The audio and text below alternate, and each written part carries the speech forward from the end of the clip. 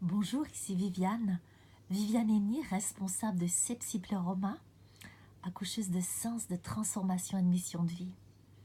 Eh bien, nous sommes dimanche, le premier jour de la semaine, premier jour de la création, le dimanche de la résurrection du Christ et le dimanche de Shavuot et de la Pentecôte. Effectivement, cette année, Shavuot et Pentecôte correspondent.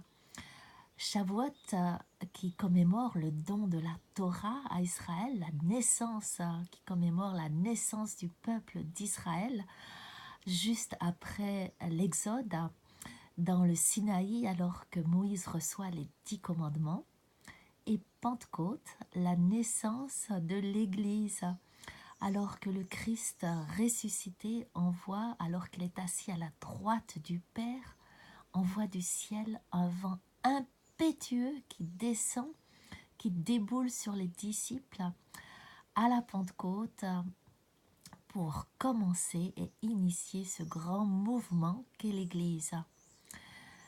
Eh bien, si l'on regarde les évangiles ainsi que le Deuxième Testament, il est très intéressant de noter que le Christ qui avait promis de revêtir d'en haut tous ses disciples après sa mort et qui leur avait demandé d'attendre cette descente de l'Esprit à Jérusalem, eh bien va donner son esprit en 2 temps. Dans l'évangile de Jean au chapitre 20, les versets 19 à 23, il est dit que le soir de ce jour, donc de la résurrection, le premier jour de la semaine, les portes du lieu où se trouvaient les disciples étant fermées à cause de la crainte qu'ils avaient des Juifs, Jésus vint se présenter au milieu d'eux et leur dit « La paix soit avec vous ». Et quand il leur dit cela, il leur montra ses mains et son côté. Les disciples furent dans la joie en voyant le Seigneur. Et Jésus leur dit à nouveau « La paix soit avec vous ». Comme le Père m'a envoyé, moi aussi je vous envoie. Et après ces paroles, il souffla sur eux et il leur dit « Recevez le Saint-Esprit. Ceux à qui vous pardonnerez les péchés seront pardonnés, et ceux à qui vous retiendrez les péchés, ils leur seront retenus. » Le Christ souffle comme au premier jour de la création. Le souffle planait sur le chaos.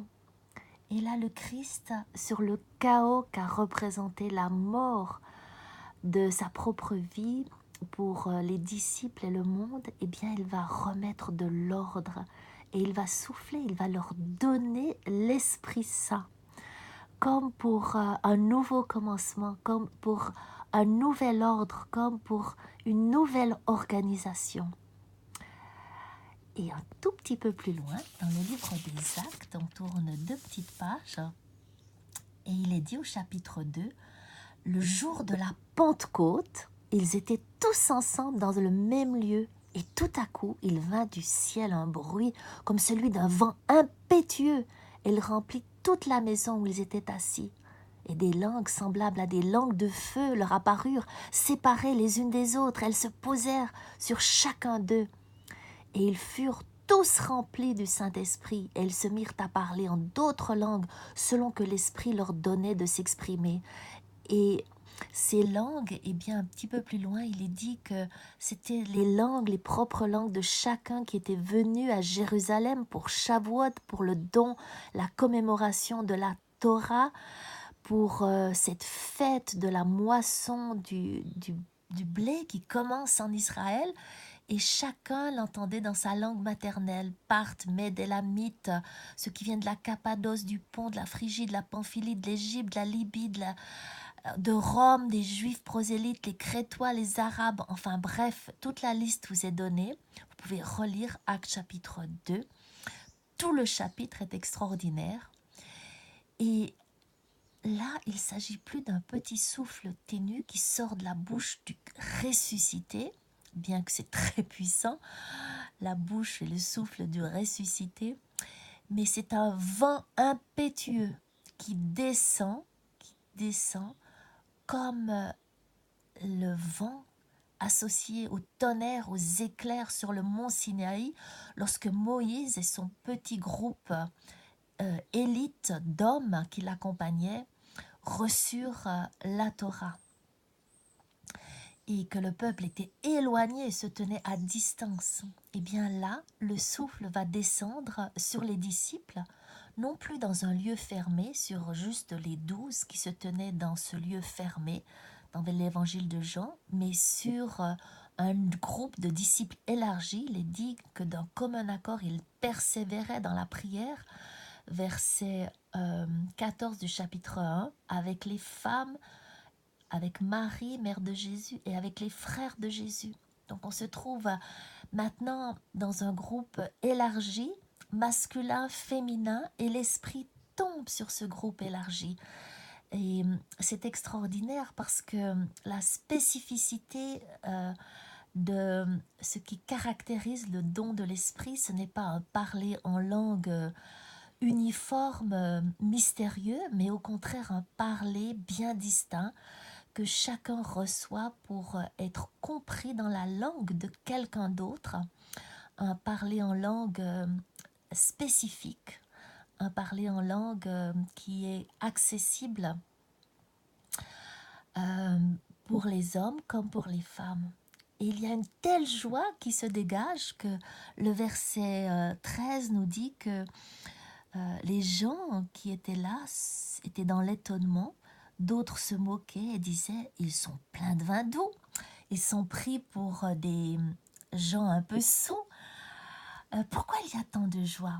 Eh bien, les disciples, les hommes, les femmes, comme Joël l'avait annoncé, que l'auteur du livre des Actes, Luc, nous rappelle que c'est la promesse du prophète Joël qui se réalise, qui dit que dans les derniers temps, Dieu répandrait son esprit sur toute chair, sur vos fils, vos filles qui prophétiseront, sur vos jeunes gens qui auront des visions, sur vos vieillards qui auront des songes, sur tous vos serviteurs et vos servantes. Dans ces derniers jours, je répandrai mon esprit, elles prophétiseront, et je ferai des prodiges sur le ciel, dans le ciel, sur la terre, des miracles, et du sang et du feu et de la vapeur de fumée. Le soleil se changera en ténèbres et la lune en sang avant l'arrivée du jour du Seigneur, ce jour grand et glorieux. Alors quiconque invoquera le nom du Seigneur sera sauvé.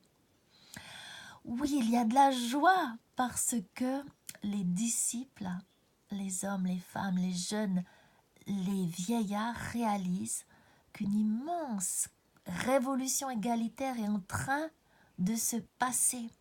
Oui, l'Esprit Saint dans le Premier Testament tombait que sur les juges, sur les prophètes, sur les rois, sur les prêtres, mais jamais sur les femmes ou les enfants, sur les vieillards, sur toute chair. Et bien là, les disciples réalisent que l'Esprit est donné à tout le monde, sans distinction de race, sans distinction d'âge et sans distinction de genre. Et c'est extraordinaire, voilà pourquoi ils rient, voilà pourquoi ils sont pris comme des gens qui ont bu. Et c'est extraordinaire de voir que c'est justement la base pour la fondation de l'Église. Une Église où les gens sont considérés pour leur spécificité, leur distincte personnalité, leur rôle précis, magnifié par l'Esprit Saint qui nous permet de servir tous dans l'égalité, comme pour augmenter une puissance de service dans le monde, puisque ce monde doit se préparer à la venue du Seigneur Jésus, du Messie, du Sauveur, du Créateur, qui a soufflé d'abord sur ses disciples dans un endroit clos, fermé, à une petite bande de privilégiés, puis qui a fait descendre son vent impétueux, rappelant le don de la Torah, mais cette fois-ci le don d'une réalité cadrante, d'une réalité dynamisante,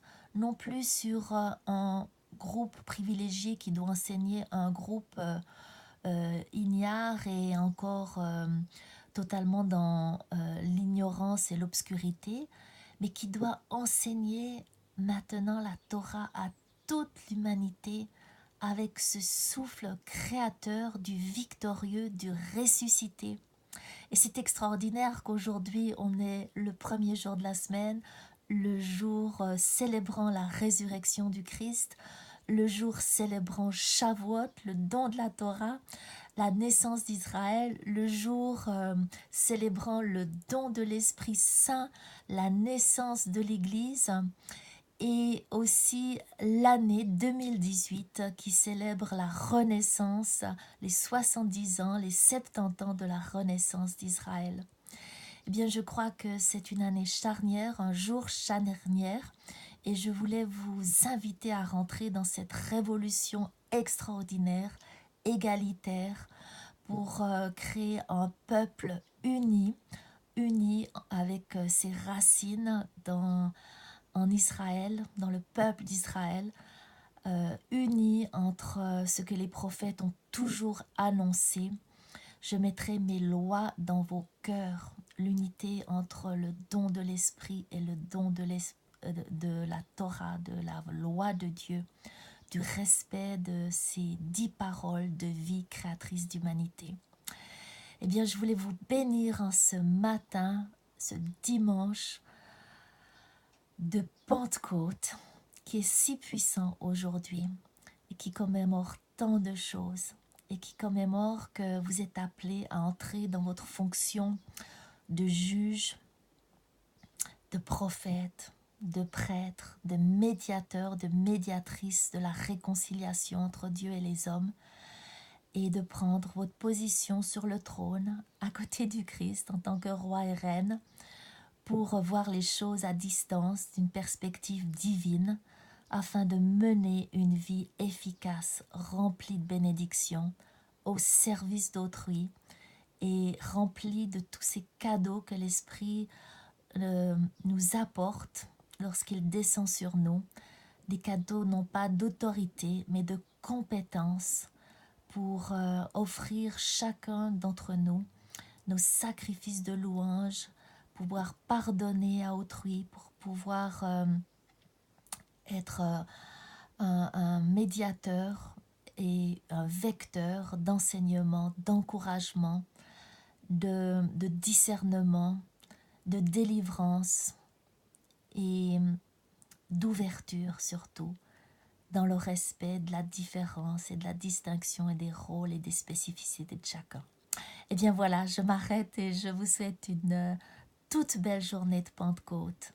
Soyez bénis et surtout remplis, comme dit Paul, de toute la plénitude, de tout le pléroma de l'Esprit Saint. Au revoir et à bientôt.